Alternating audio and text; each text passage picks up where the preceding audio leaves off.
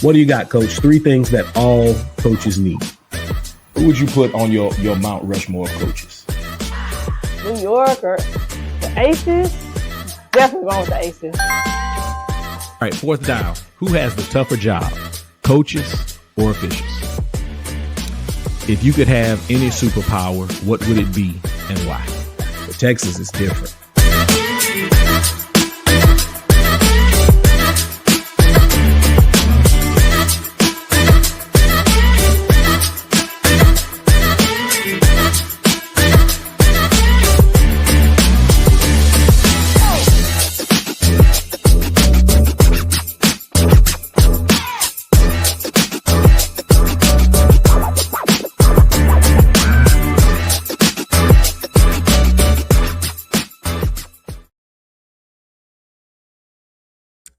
Ladies and gentlemen, welcome back to the Coaches Co-op, a masterclass in athletic leadership. This is the spot where coaches connect, grow, and share the grind. I'm your host, Michael Prejean. That's my government name, but I also go by Coach P. That's what most people know me as. Each week, I'm blessed with the opportunity to team up with coaches from across the country to break down the wins, the lessons, and everything in between. This week, I'm teaming up with Kelly Savoy, head girls basketball coach at Montgomery High School, longtime Texas coach, former athletic director, and someone who has built winning programs grounded in character and in consistency. So here's what I need you to do with your real hands and with your virtual hands. I need y'all to welcome Coach Kelly Savoy into the co-op. Thank you, Coach Prejean. Appreciate you having me. Oh, man, I'm glad you're here. All right, Coach, we're going to dive right into this thing. Here's what I need you to do. I need you to take me back to that first game you coached at North Stanley. Am I saying that correctly? Yes, sir. North Stanley, Okay. North Carolina. So take us back to North Carolina. What do you remember seeing, hearing, and feeling in that moment? It was a surreal moment. I mean, it's kind of one of those moments you'll never forget. For me, it was validation. I knew at that moment, that exact moment, that this is what I was supposed to be doing. It was just I remember the crowds, the kids that were playing, warming up, and I mean, before the game even started, I was like, man, this is it. I'm where I'm supposed to be. That's good. That's good. So the adrenaline hits, and you knew in that moment that this is it. This is my thing. This is what I'm doing. This is what I'll be doing the rest of my life. That was it. Yep. You're okay. Right. That's good stuff. So was there a moment early in your coaching career where you realized that, you know what, this coaching thing, it might be a little bit harder than I expected?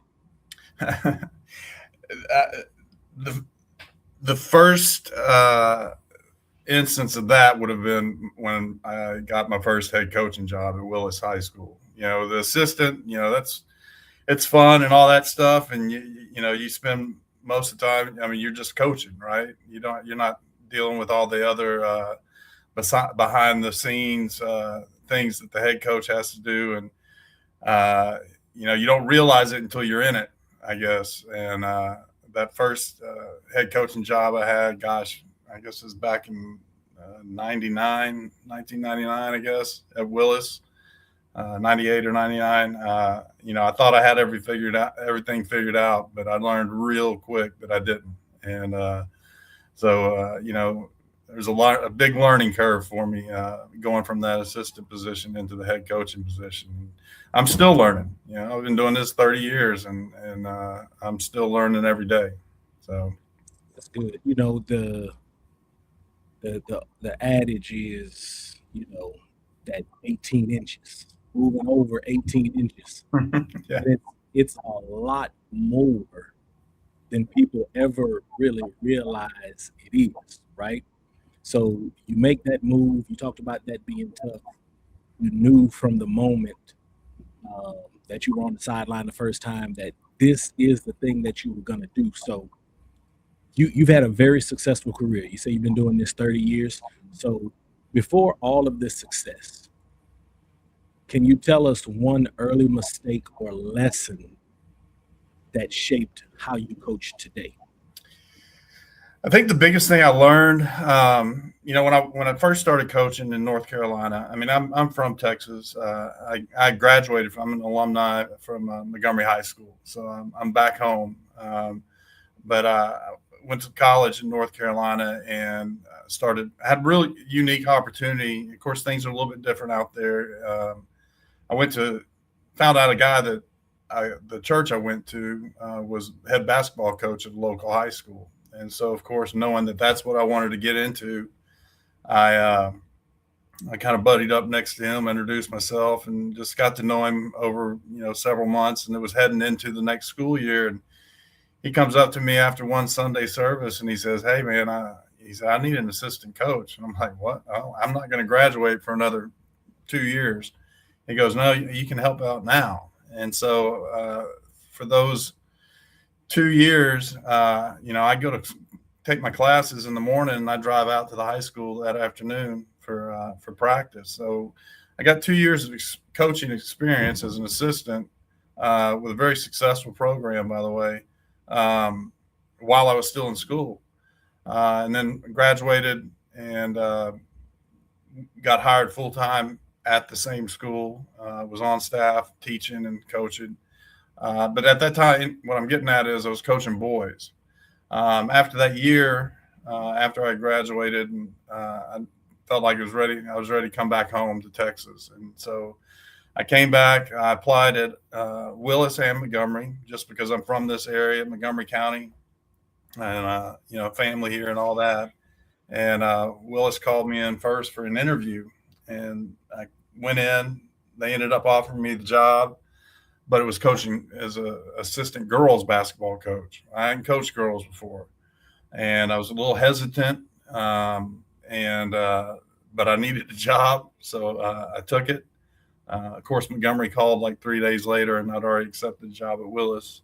But I guess long way of answering your question, the biggest mistake I made early on, and especially when I moved those 18 inches over, as you're talking about, the very next year, I was an assistant at Willis for 1 year. The head coach left kind of late in the summer, took an admin position at another district in the area. The AD came to me and said, "Man, you did a good job as an assistant. It's kind of late. We need somebody to take over. You think you're ready?" And I was real hesitant about it because I still had kind of in my mind that I was going to coach boys basketball. But I told him, I'd take it. I looked at it as a great opportunity. But the biggest mistake I made was thinking that I needed to coach girls different than I coached boys. And, I think maybe that's something a lot of people in my position have the mistake they've made before. And I figured out real quick, pretty much after that first year as a head coach, they're athletes. It doesn't matter if they're male, female, they're athletes, they're basketball players. The same expectations regardless, as far as practice, commitment, dedication, all that, holding them to the same standards and expectations. And so, I feel fortunate that I figured it out pretty quick. But I felt more comfortable and I felt more myself when I just said, it doesn't matter. It doesn't matter if they're males or females. They're just going to coach, And so that was something early on. I feel like that the mistake was made, but I figured it out pretty quick and corrected. That's good. The having coached young women as well, like you said, they're athletes, they're competitive. So right there, those are the ingredients that you need, to just get it going. All right, Coach, this next segment is called Talk That Talk. This is the opportunity for you to talk about all of the great things going on, not only in your program, but in your school, in your community. So, Coach, what are some of the great things that are happening in Montgomery ISD right now? Well, as I mentioned, I'm an alumni at Montgomery, so I'm a little bit biased here. Montgomery, in my opinion, is the best district in the state of Texas, both from the athletic aspect, obviously, academically. We've got tremendous support from our community. When I went to school here, we were a little 3A school. I think my graduating class was the first one in Montgomery history to be over 100 students. So we were definitely a small town, a lot of community support. When I came here 9 years ago, I remember talking to our principal at the time. I'd been here, I guess it was sometime early in that first semester. I said, it's a lot bigger, but it's still the same feel. It's still very much the school and the athletic programs are supported by the community and our administration. We've got a fantastic superintendent, Dr. Ruffin. We've got an athletic director, Coach LaPlante, that's been here for about a year now. Both are just tremendous supporters of our athletics. And then, that's at a district level. And then here at the campus level, Dr. Clavo, our principal, he is 100% behind athletics, does whatever he can to help us out. And then our campus coordinators, Grant Cooper, our head football coach, outstanding young coach, also a Montgomery alumni, and then Brandy Wilkinson, our girls coordinator. Everybody's on board. They all, our athletic director talks about we're building champions, and everybody's on the same page with that. Just tremendous support there. Like I said, it's a great academic school. It's part of the reason I came here. I was pretty happy where I was at before this. I was actually in an assistant position with Blair Airy down at Katie Taylor, and I've known Blair for many, many years. And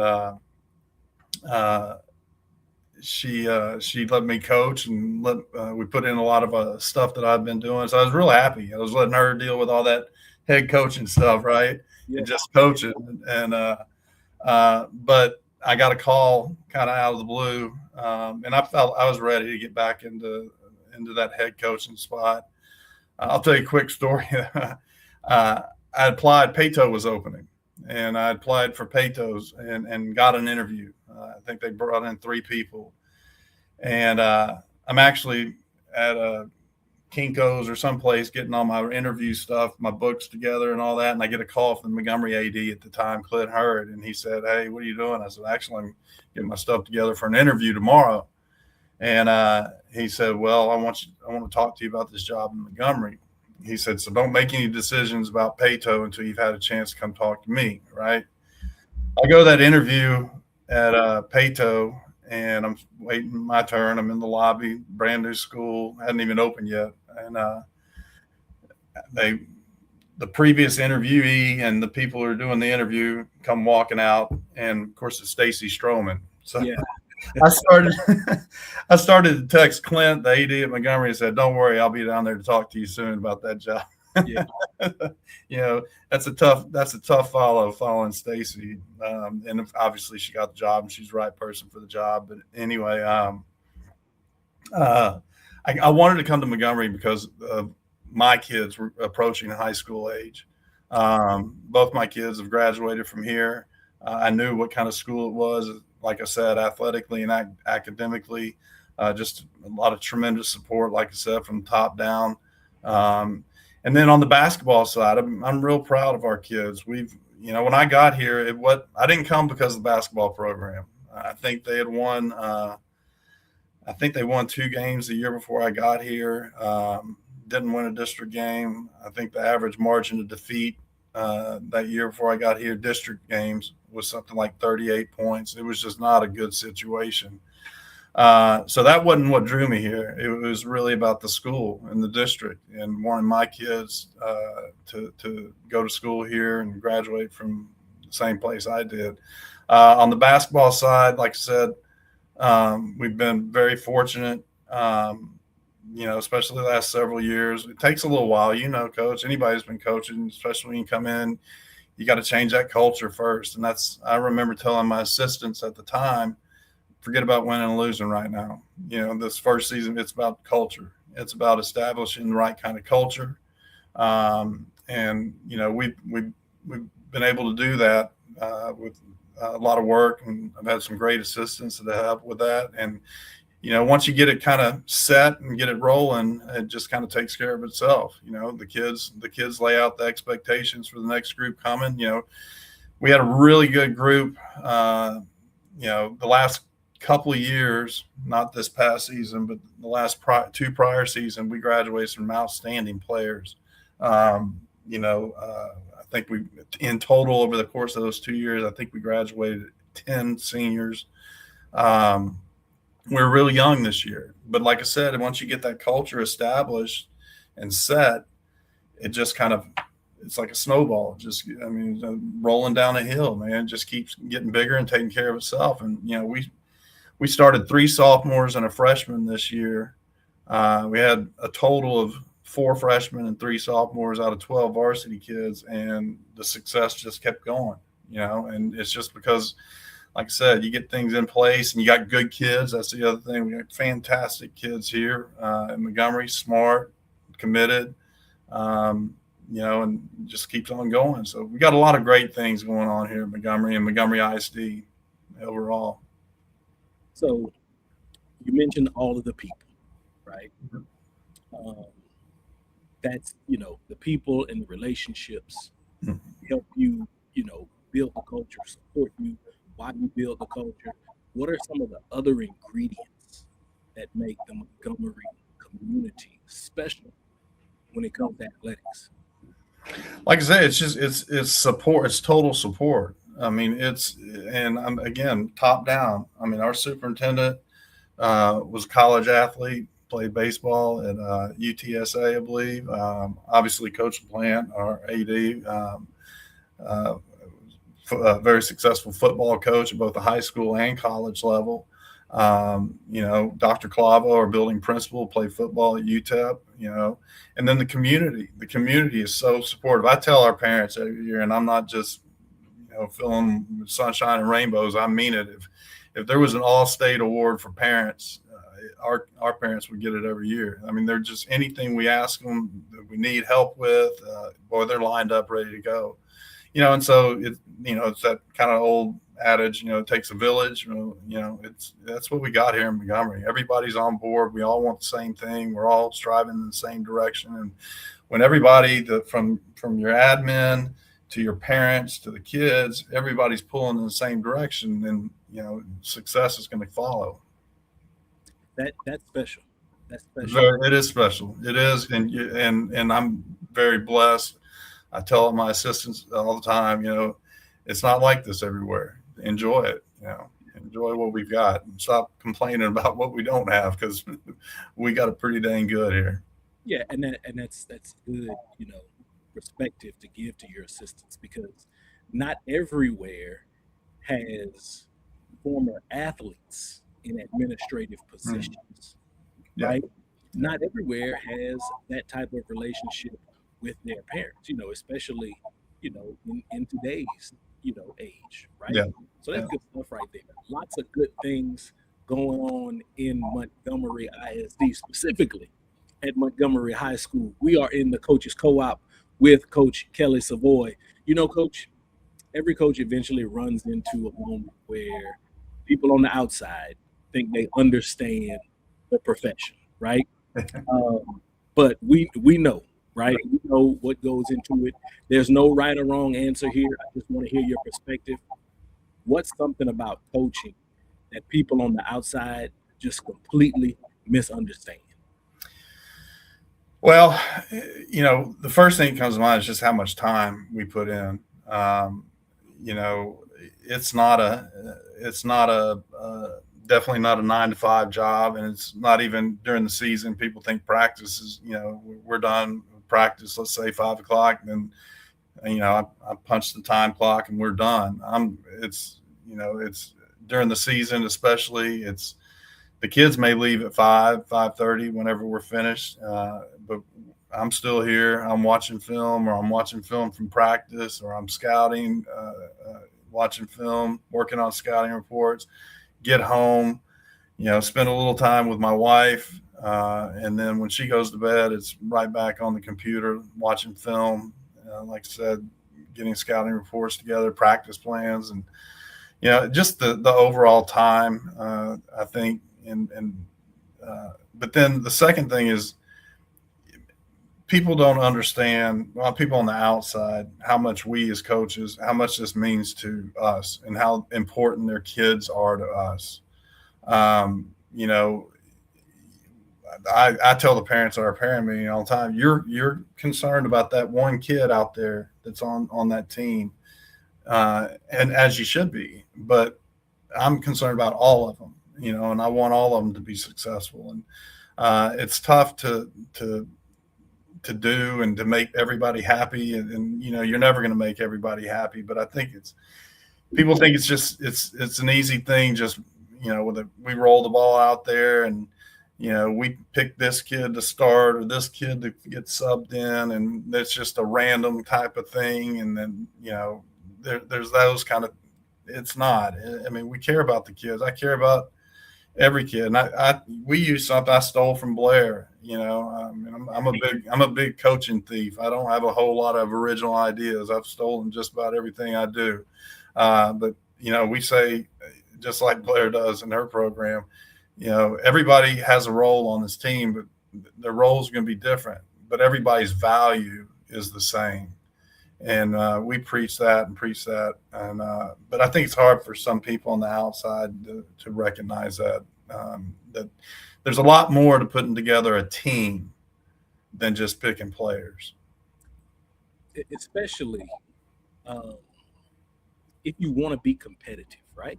Mm-hmm. So, and then, here in the state of Texas, it's like an unwritten rule that you have to compete. Yeah. Right. So getting your kids prepared to compete, right? That's a huge undertaking, right? You said, hey, this is not a 9-to-5 thing. And the one thing that I think a lot of people miss, Coach, is that we're professionals. For sure. Like we study this craft, right? This is not just, like you said, we're not just rolling the ball out there. This is what we do day in and day out. So I asked you to describe your coaching philosophy in one sentence. Mm-hmm. You said character wins championships. Yep. What does that look like on a day-to-day basis inside the Montgomery Lady Bear program? Well, first of all, in that philosophy and that sentence that you said, character wins championships, I've had that. We've used that in every program that I've been responsible for, going all the way back to Willis. And I'll tell you how ingrained it gets into the kids. I've got kids that, they're not kids anymore. They're grown women. They got families, and they still talk about that. They talk about how much we preach character, and what is character? There's all kinds of wordage we can use, unselfishness and commitment and so on and so forth. But we preach, that you're going to be a champion in the classroom, in the public, in the hallways, in the lunchroom, in the gym. And it's because of your character. You're going to, we talk about putting everybody, this is nothing unique. I know everybody does this, but we talk about, you're no bigger than the rest, anybody else on the team. You put the team first, put the team's interests above your own self-interest. And we just preach that. We talk, I'm kind of old school. I don't deal with discipline issues.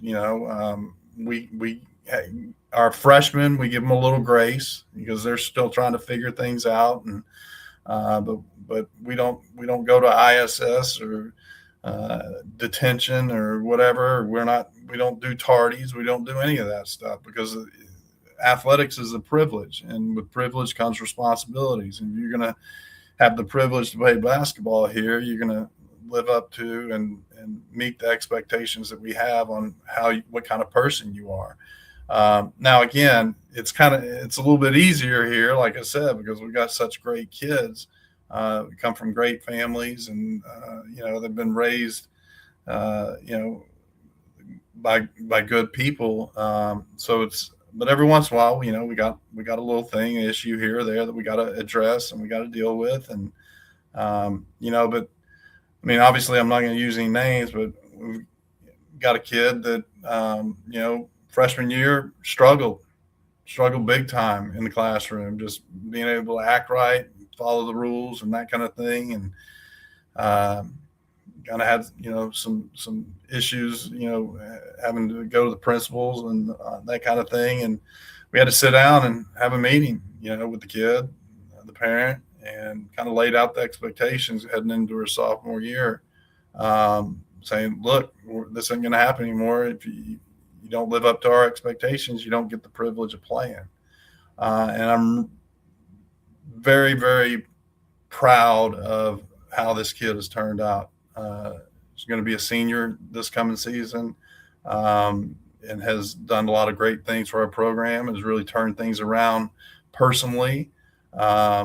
So, I'm just proud of that. And so that's just a small example of what we're talking about. We want our kids to do right. I mean, it's not a light switch. I mean, if you're going to be a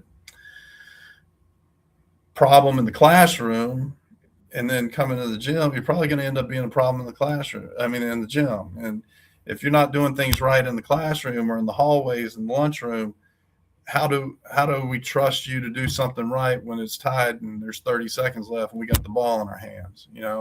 How do we expect you to be disciplined enough to do the right thing, whatever. So the teams I've coached, we haven't always been the most athletic. Teams are, even in the district we're in right now, we're not the biggest, we're not the fastest. But I feel like our kids are disciplined, they play hard, and kind of levels the playing field some based on our character. And that that is, so there's more than one way to skin a cat, right? Absolutely. But everybody says, like you said, everybody says that. Everybody does this. What I've learned over the years is some coaches, you use the word preach it. We preach this every day. Some programs do a better job. Everybody's preaching it. Right. But some programs do a better job of actually walking it out, right? Of leading by example, of being, consistent and thoroughly immersed, when it comes down to the character and having a high standard and holding their kids to that standard, just holding them accountable, and just as a bystander, having, watched you continue to be successful over the years, the proof is in the pudding. The proof is in the pudding. And not only that, 5 of the last 6 years, listen to this, everybody, 5 of the last 6 years at Montgomery High School, excuse me, 100% academic all district. Yep. Every kid on the varsity team has been academic all district in 5 of the last 6 years, because you said that your kids' academic success is going to carry them a lot farther than winning 25 games will. Yeah. I'm very proud of that. I'm very proud of our kids. And by the way, it's not just that they're academic all district. Most of them are taking very high level classes, AP classes, dual credit classes. I mentioned that we had 4 freshmen on the varsity this year. Of course, it's back before the Easter break. I guess they all got their first GPA, calculations or whatever. 2 of our 4 freshmen were in the top 7 of the class. Another one was in the top 20. We've got, I'm probably mixing up. I know we have at least one sophomore that's in the top 10. A couple of years ago, we had the valedictorian. So, and like I said, or you mentioned what I sent you, that their education is going to carry them a lot further, and so that's obviously very important. And we have to make some concessions sometimes. There's times where we're getting ready to roll into practice or film. There's been several times this past season film. Hey, coach, I need to go to, AP chemistry tutorials. Hey, take off, go. We'll catch you up to speed later. But yeah, I'm very, very proud of our kids in that sense and their ability to balance athletics and a very strong academic success rate as well. That's good. I want to go back just a little bit. So, how many kids did you have on varsity this year? 12.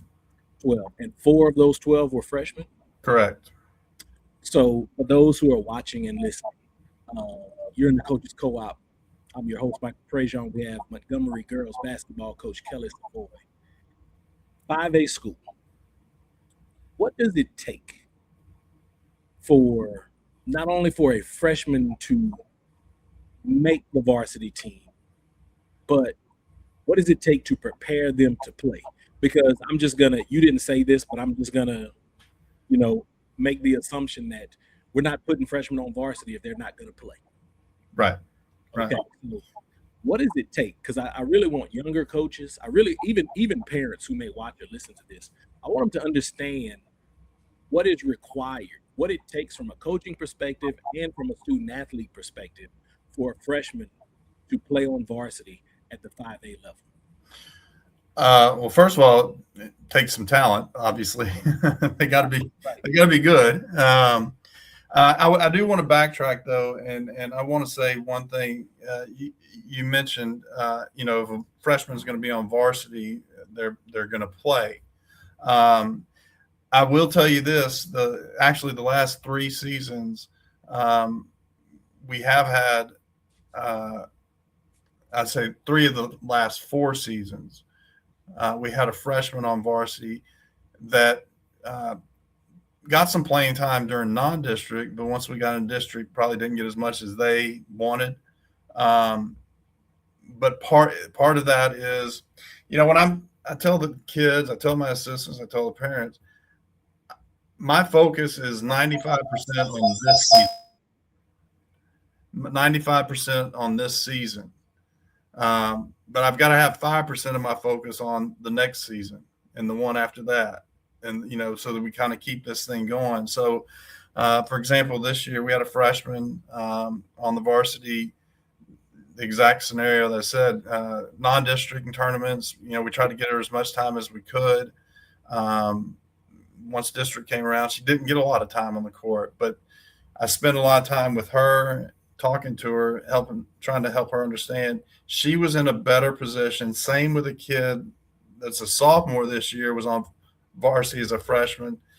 It was better for their development to get them ready for the next season that they were in a varsity practice. I'm probably a little different than other coaches. Our varsity doesn't practice with our JV.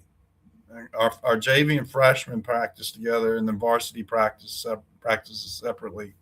At least where I've been, I mean, I'm sure it's different everywhere, but there's a bigger gap talent-wise and skill-wise at that time between our JV and our varsity kids. And early on, going back to talking about mistakes you made, I felt early on I did practice JV and varsity together, but varsity can do things wrong against the JV and still be successful.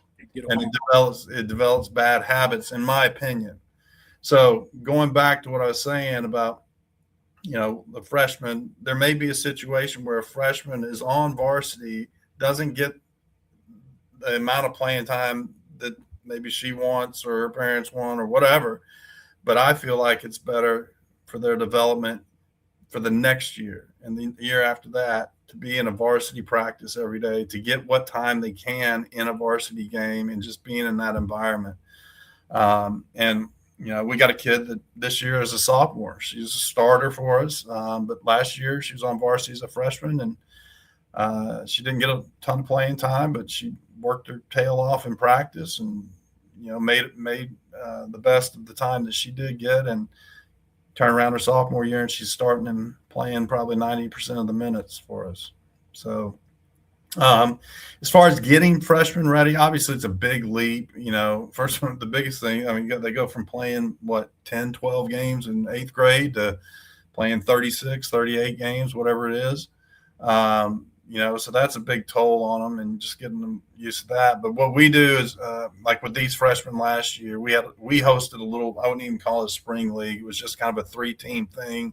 Willis High School came over, Tomball High School came over, and we just play each other. It was kind of a glorified open gym with coaches officiating. And we did that 3 or 4 nights last spring. And I brought those freshmen up to kind of get some varsity level exposure.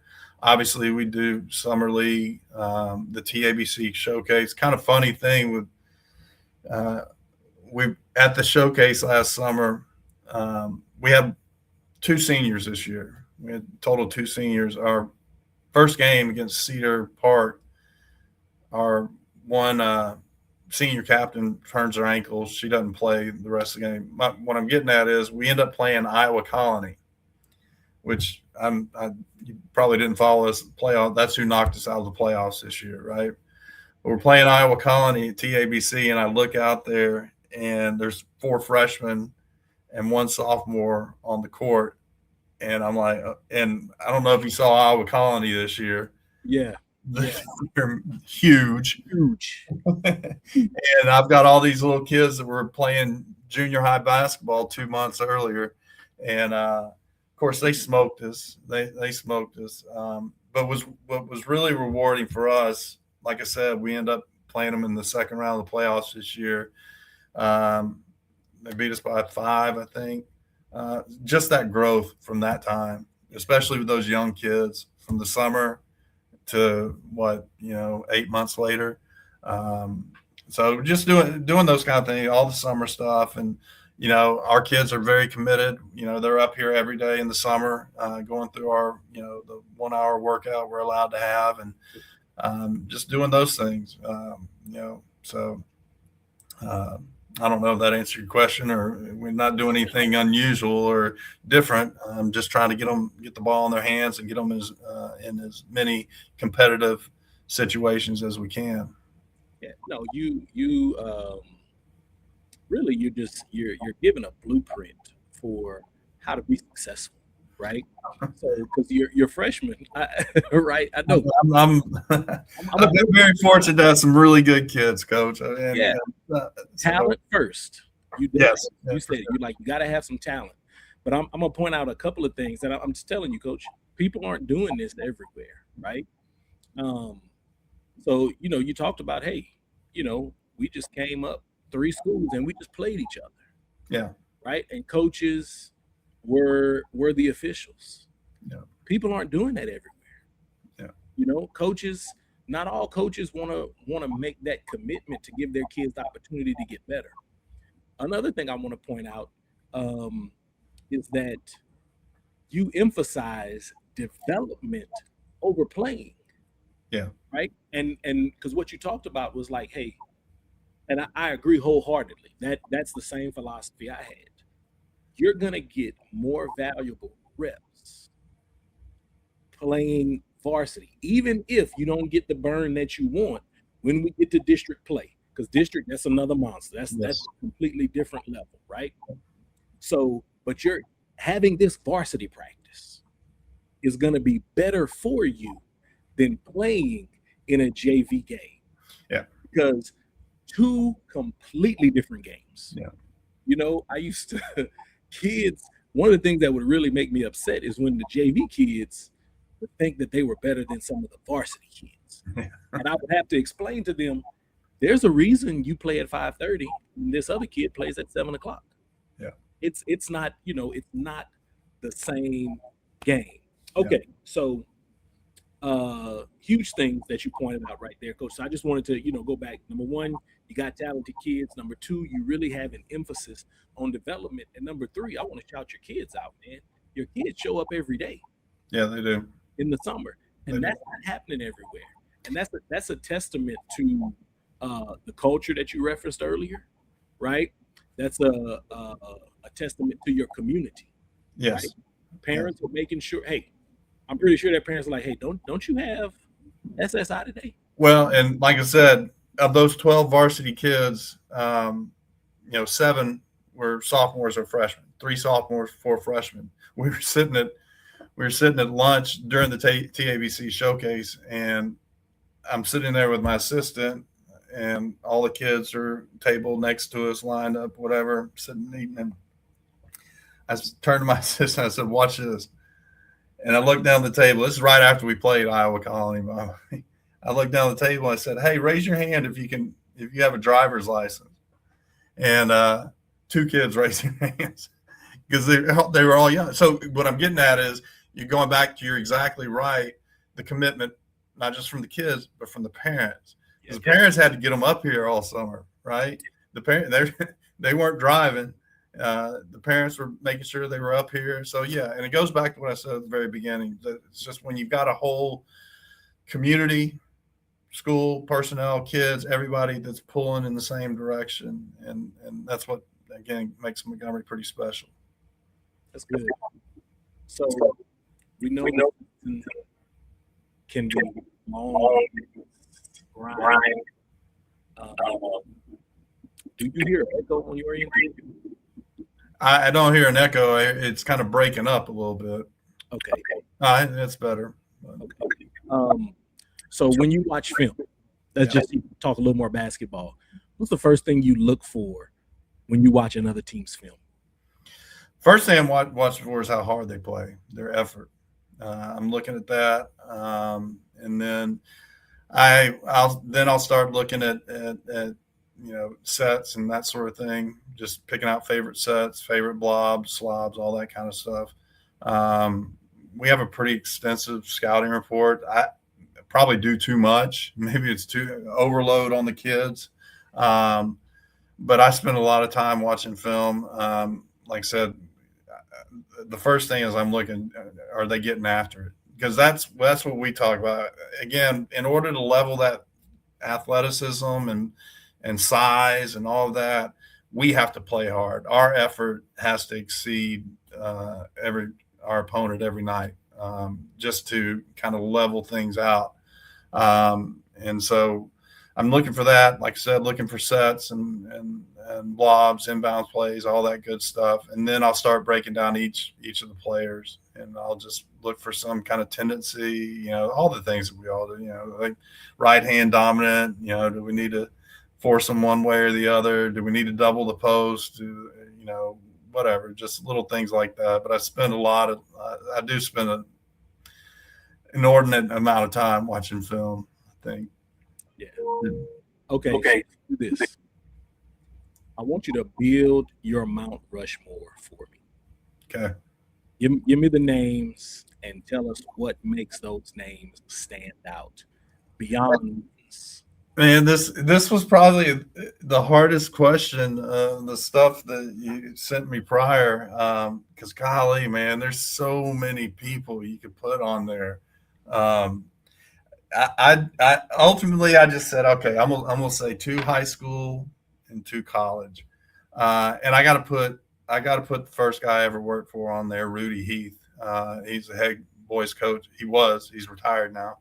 At North Stanley, the guy that gave me that first opportunity to coach, gave me that opportunity for that first game to be standing there and just come to that realization that, hey man, this is what I'm supposed to be doing. I just learned so much from him. A lot of stuff we still do, or we do today, offensively, not so much defensively, because we had some different cats when I coached with him over there, that we could do some things that we can't do here. But just, that kind of stuff. But also I think it's just more of his demeanor and the way he coached the kids, the way he cared about the kids.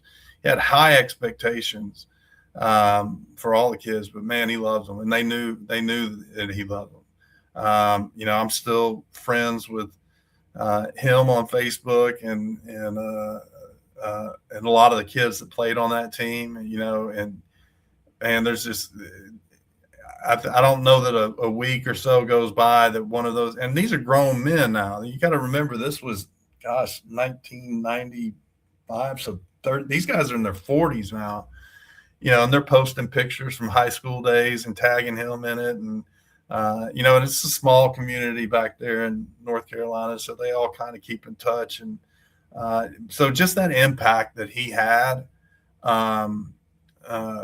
in building those relationships with those kids that they still have today, and I'm very fortunate that, heck, I got a text today from a kid that played for me back when I was at Willis.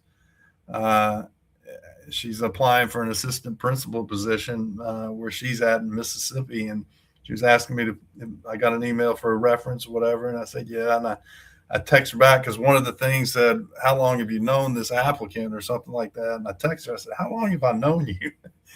And she goes, well, it's been about 25 years. And I was like, daggum, I'm getting old. She actually texts back, you're old. And then she laughed and texts back. She said, no, just kidding. I'm old. But she's right. I'm getting old. But just those relationships from Rudy and watching him, how he developed and built those relationships.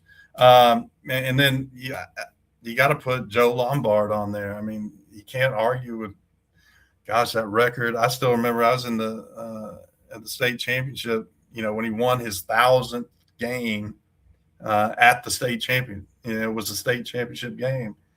But the thing that was most impressive as I was looking, that's back when they still printed the programs, and I'm flipping through the program and looking at, he won his 1,000th game before he lost his 100th. That was just ridiculous. It's insane. But and gosh, the nicest man you'll ever meet. I mean, he's so generous, and I've had an opportunity to meet him once and talk to him, and so yeah, but there's so many others, man, you could put on there from just Texas high school. I mean, college. I mean, I'm a Carolina fan. I mean, so Coach Smith's got to be on there.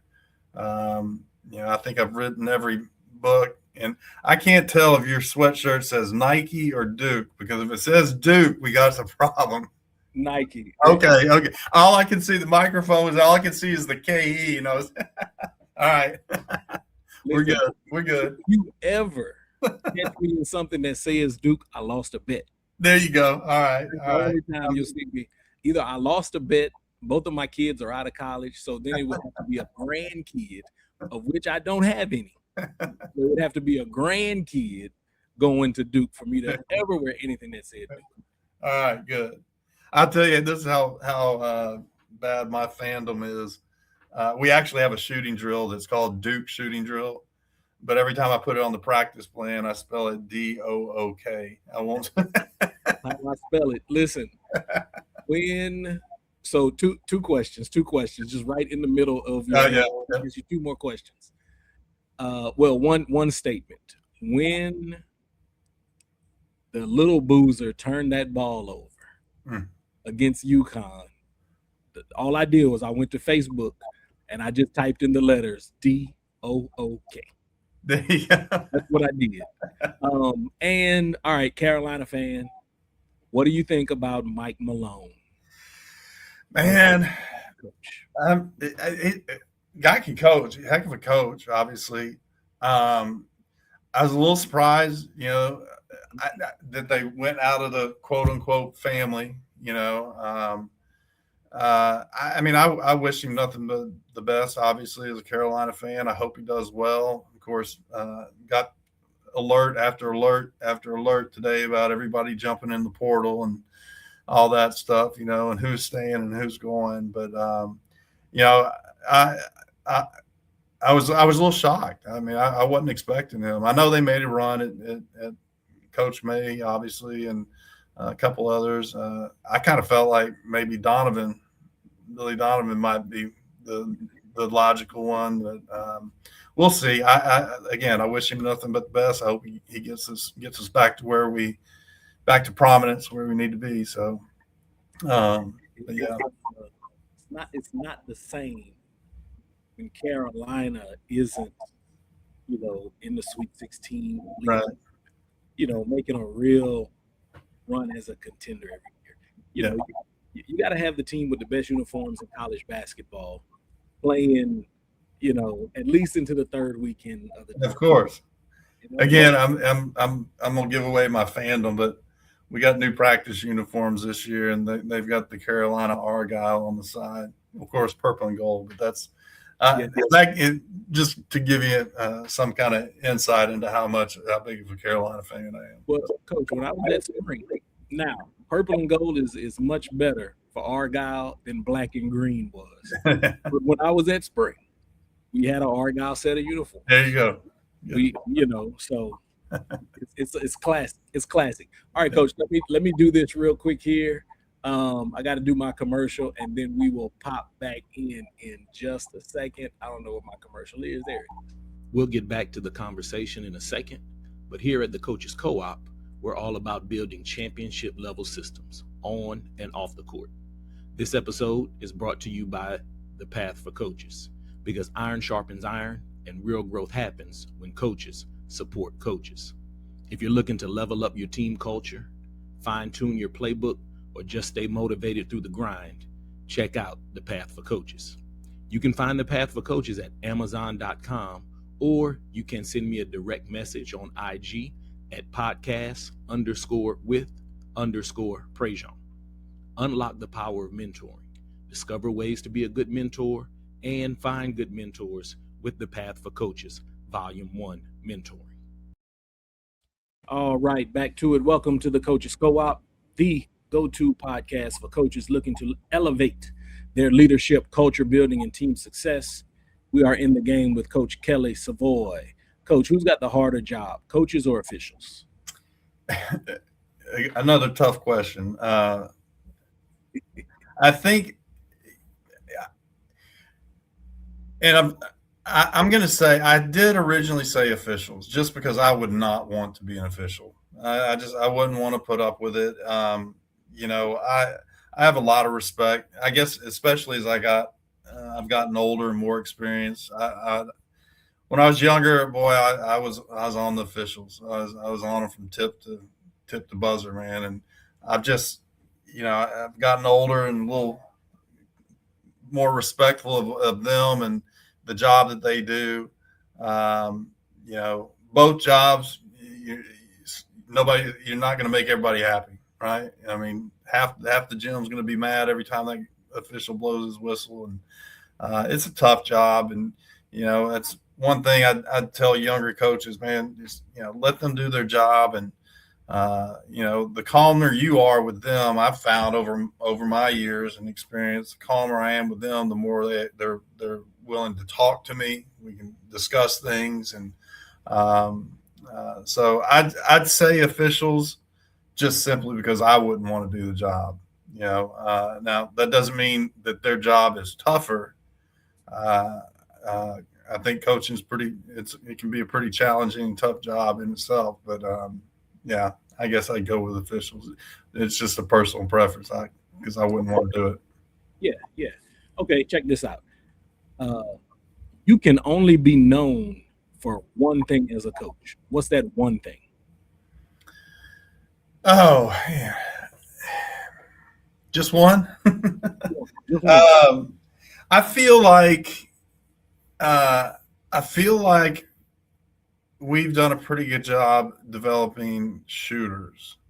Like we're consistently, I feel like one of the better shooting teams, and especially like our district around. That's one thing that we're kind of known for. We've got kids that can shoot from the three, and I feel like we've done some things to help develop that.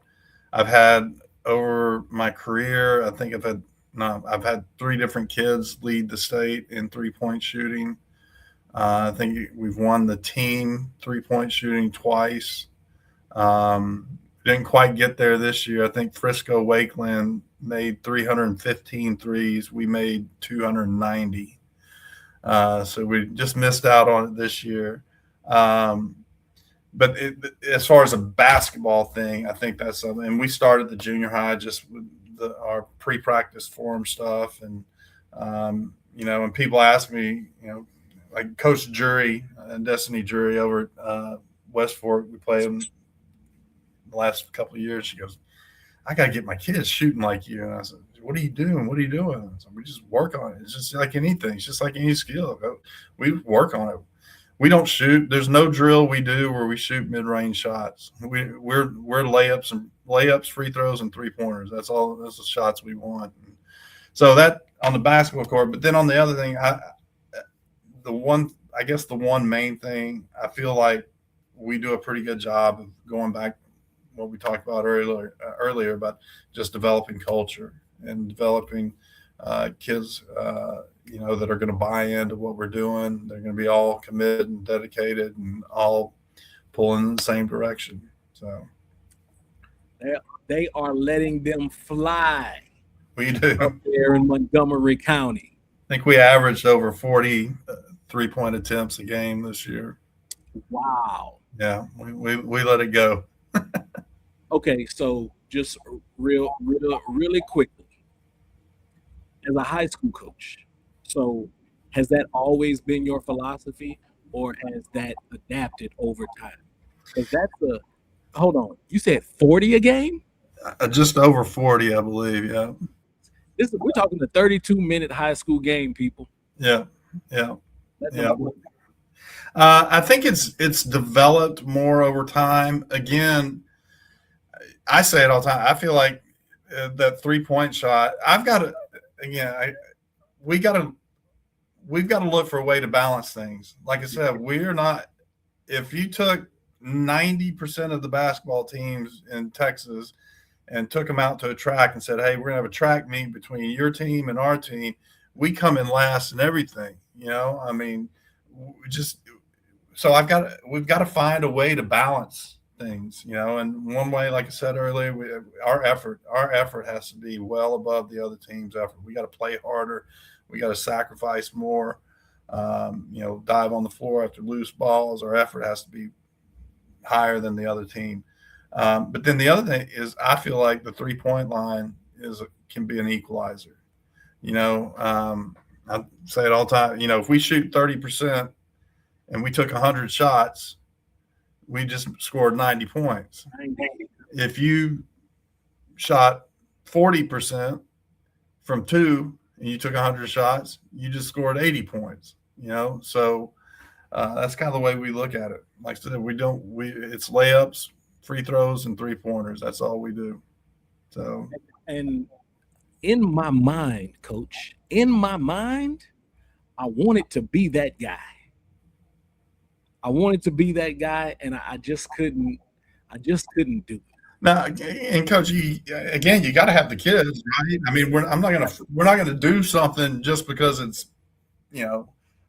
But like this year, one of those freshmen, she made 97 threes.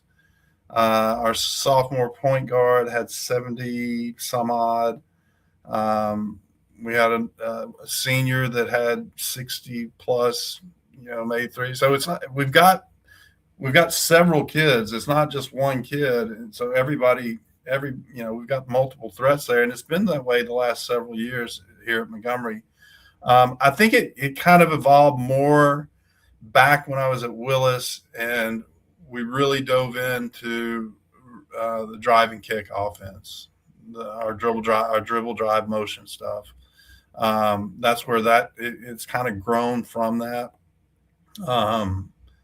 But yeah, like I said, I think it helps equalize some things. Now, we can also go on some stretches where we're not shooting the ball very well, and those nights are rough, but I think our kids, especially as the season wore on, we got better at finding other ways to score. But yeah, we're gonna fire it up. Man, listen, 40 a game, and this is what, so coaches, especially young coaches, you watch or you listen to this at a later time, don't miss where he said we started down at the junior high. Yeah. With our pre-practice shooting. So that's the development. All right, Coach, I need you to play a game with me right here. All right. So this is rapid fire style. I'm going to start off with some either or questions, and then we'll go agree, disagree, and then we'll wrap it up with some word association. All right. So rapid fire shooting right here. All right. Yeah. Would you rather practice or game day? Practice. Film study or on-court teaching? On court teaching. A veteran team or a young team? Oh man. Oof. Golly. I'm gonna go with veteran. Okay. You want to win with defense or win with offense? Man, you're throwing some tough ones at me. Let them fly, Coach. Let them fly. Oh man. If people watch us play, they say it'd be offense. I'm gonna say that is an emphasis this season. We've got to get better defensively. We were already started working on all that, but we can score. That's not an issue. We got to be able to do a better job of stopping people more consistently. So, okay. So you want your kids to play with more structure or more freedom? Freedom. Okay. Best team, is it player led or coach led? Player, 100%. Do you think your kids grow more? Actually, let me just ask this way. From a coaching standpoint, you want a close game or a blowout? Boy, at my age, I want blowouts. Get some of that stress off. All right. Agree or disagree? All right. Agree or disagree? Players today need more coaching than ever.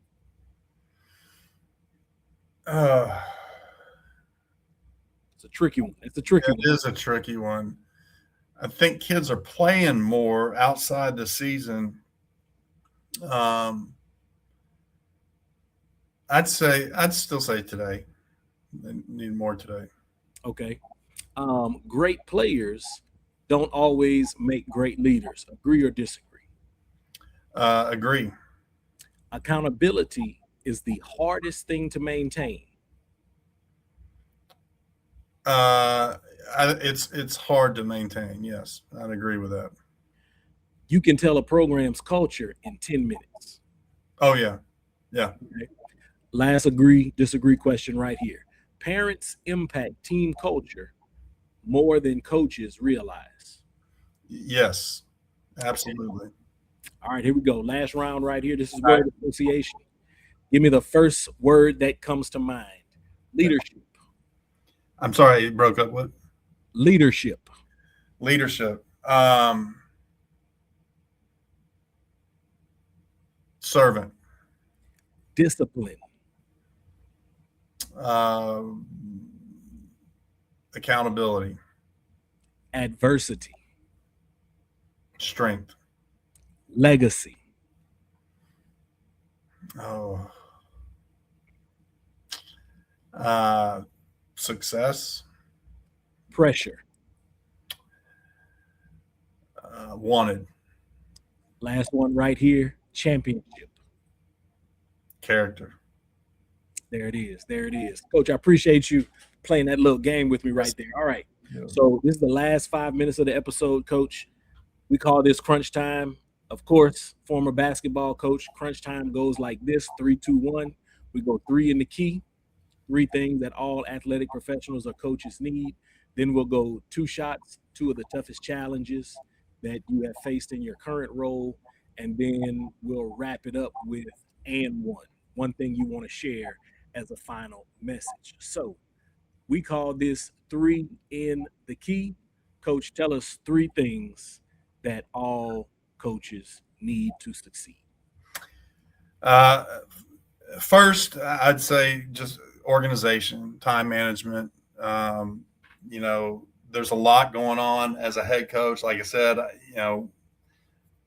when I made that first step from assistant to head coach, I didn't have a clue as to all the different things that are going on that you've got to keep up with and keep track of. And I'm not a very good delegator. My assistants get on me all the time about, let us do that for you. Let us do that.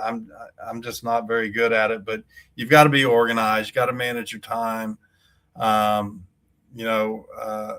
there's just a lot going on, from everything. It's not just about basketball. You got fundraisers and eligibility and all these different things, and just on top of all that, you're teaching. You've got your classroom responsibilities. So just being organized and managing your time well, because like I said earlier, that's one of the things this job is a lot of time, a lot of commitment.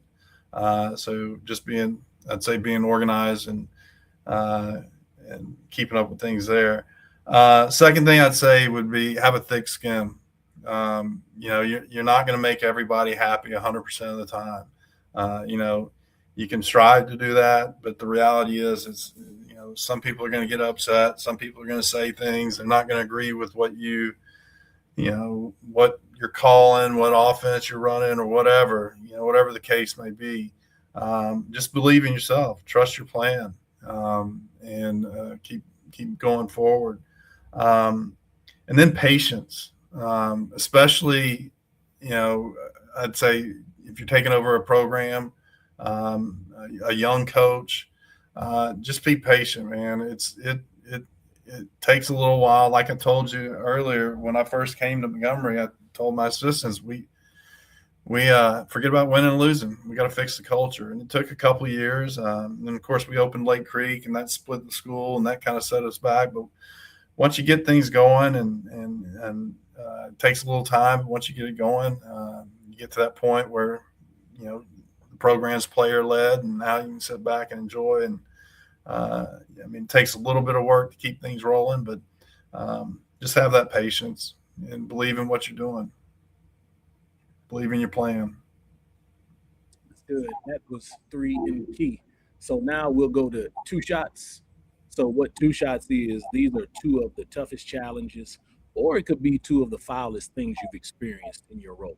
So what are 2 of the toughest challenges that you faced, Coach? I got a challenge and something, I guess we can call it the foulest thing.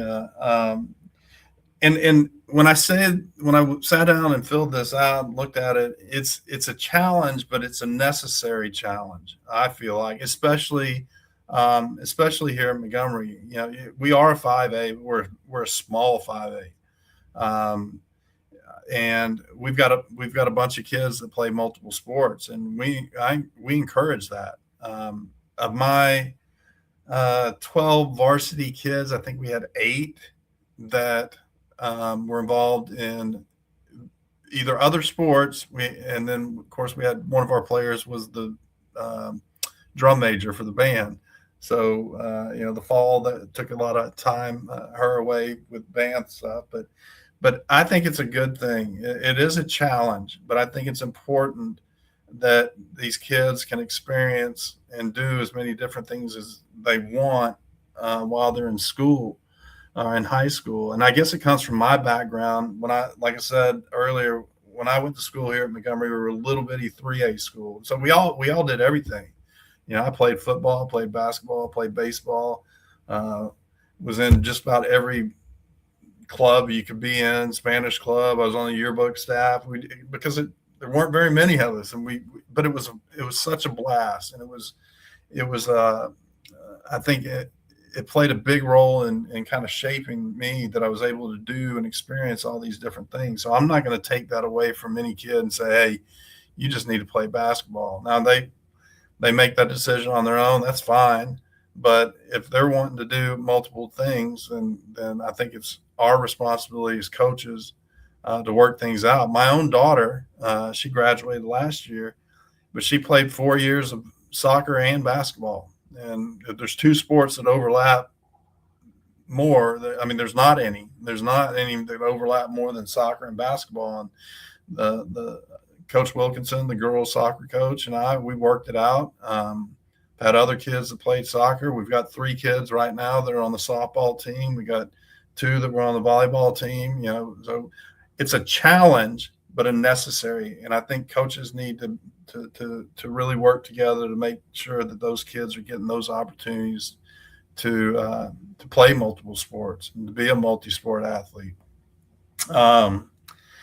And the foulest thing, if we want to call it that, I'm really bothered. I guess I've been to some games. The last several years, it seems like it's the spectators in the stands. Man, we got to do, and part of it's on us as coaches to kind of coach our parents and coach our fans.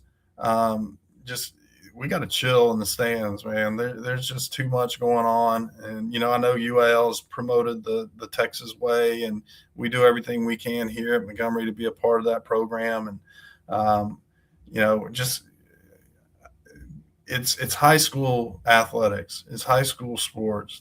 These aren't the pros. Sure, we want to compete, we want to win, we want to be successful, but it's not the end of the world. And I think some people in the stands need to reevaluate and just be fans, but be under control a little bit better at some of these games. So, I mean, I was at a game this year. The official threw the whole side of the stands out from one school. Just told the whole group, got the security officers, everybody. I was there scouting, and I was sitting up in the corner. I was like, I'm not part of that. They didn't throw me out, but they threw out a whole group of saying, we don't need that, man. We gotta just be there, cheer on the kids, and move on. I have seen the same thing. I've seen an official clear out an entire side of the gym. I learned early on. So when my oldest son was in 7th grade, he was playing, and there was one time when I just, made a mention that I would do something different than what his coach was doing. And I never forget him saying, man, he don't know what he's doing, because that's not how you would do it. And I was like, you know what? Let me shut my mouth. So I never stopped going to his games, but I went and I just cheered for the team. So I learned my lesson early. I was like, man, I don't want to be that parent. Yeah. I don't want to be that parent. My youngest son, senior year on varsity, they got 13 kids on the team. He's number 12 and a half, right? And he would ask me, every opportunity that I got to go to a game, because I'm still coaching at the time, every opportunity I got to go to a game, I was there. And he asked me, Dad, why do you come? I'm not gonna play. And I was like, son, I'm cheering for you and your friends. Yeah. Right. So I'm lucky. I'm very fortunate that I was able to have both perspectives. I've seen an official clear out the side of the gym. This year, I was able to go to games and just watch. And more often than not, I had to go and sit somewhere by myself. Yeah. Just because of the commentary, the things that are being said. And it's not always about the coaches. Right. You're an adult talking about other kids on the same team as their kid. Yeah. So I agree with you, Coach, wholeheartedly. All right. This brings us down to the last thing, Coach. We call this and one. So one final message, Coach, for those who are listening right now. I know it's your show. I'm gonna change it to and two, because I wanted before we wrap this up. I just wanted to tell you, man, I love what you're doing with the Coaches Co-op. I love it. It's I got about a 45-minute drive home and to work every day. And I pop on every time there's you got a new show or a new broadcast out there. I'll check it and I'll listen to it back and forth. So keep doing what you're doing, man. It's awesome, and it's helped growing our game, and promoting the game. And I just want you to know I appreciate it. And you got a loyal listener here. So, and the other thing I just want to kind of, say to the younger coaches, and there's a lot of challenges, a lot of changes that are happening, and that are going to happen over the next, several years in terms of education, athletics in Texas. And I just like to send a message to the next generation of coaches, man. Y'all just we need you. You need to keep doing what you're doing. Keep pushing through. There's going to be challenges. You got to get through them. But I want you to understand how important coaches are to your schools and your communities. We're losing too many good young coaches, and I'd like to see them, keep at it, keep going. I'd encourage everybody to get involved in organizations like, here in the greater Houston area, both the girls and boys basketball coaches association, TABC, TGCA, THSCA. Don't just be a member, get involved, and just help grow athletics, and specifically basketball in Texas. But just keep at it. That's my last little thing, I guess.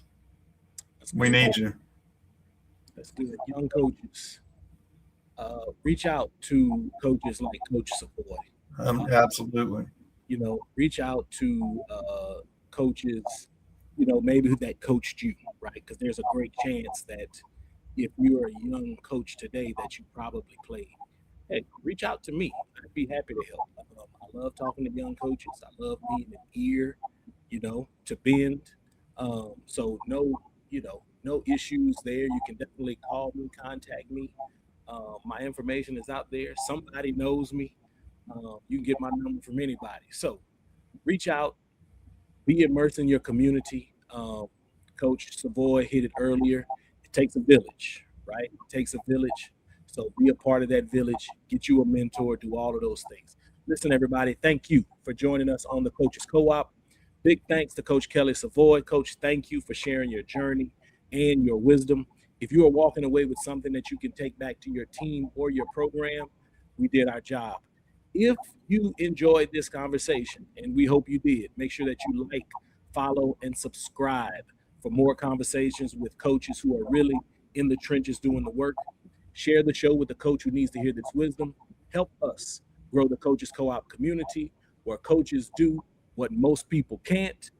For Coach Kelly Savoy, I'm Coach P. And like I always say, if you stay ready, you don't have to get ready. We'll see y'all next time in the Co-op.